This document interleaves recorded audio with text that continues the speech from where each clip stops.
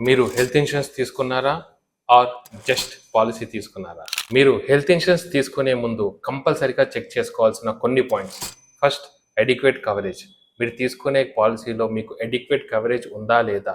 ఇప్పుడున్న టైంలో at least 15 to 20 lakhs coverage అనేది ఉండాల్సిందే. Next, network hospitals. మీ ఉన్న ఏరియాలో మీరు తీసుకునే హెల్త్ ఇన్సూరెన్స్ కంపెనీకి ఎన్ని నెట్వర్క్ హాస్పిటల్స్ ఉన్నాయని చెక్ చేసుకోండి. Restoration benefit.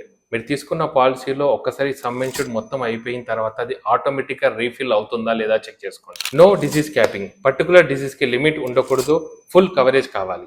No copayment clause, అంటే టోటల్ హాస్పిటల్ బిల్లో సర్టన్ పర్సెంటేజ్ మీరు పే చేయాలి అనే క్లాస్ లేకుండా చూసుకోండి. No room rent limit. రూమ్ని సెలెక్ట్ చేసుకునే దాంట్లో లిమిట్ లేకుండా చూసుకోండి. Consumable covers, gloves, PP, syringes ఇలాంటి వాటి కూడా కవర్ అయ్యేలా చూసుకోండి. Claim settlement ratio minimum 95% claims settle అవుతున్నాయా లేదా చెక్ చేసుకోండి. క్లైమ్ రేషియో అరౌండ్ 90% ఉండాలి, అంటే కంపెనీ యాక్చువల్గా అంత పే చేస్తుంది అని అర్థం. పాలసీ చీప్గా ఉండడం కాదు, రైట్గా ఉండడం ఇంపార్టెంట్. చూస్ స్మార్ట్, స్టే ప్రొటెక్టెడ్.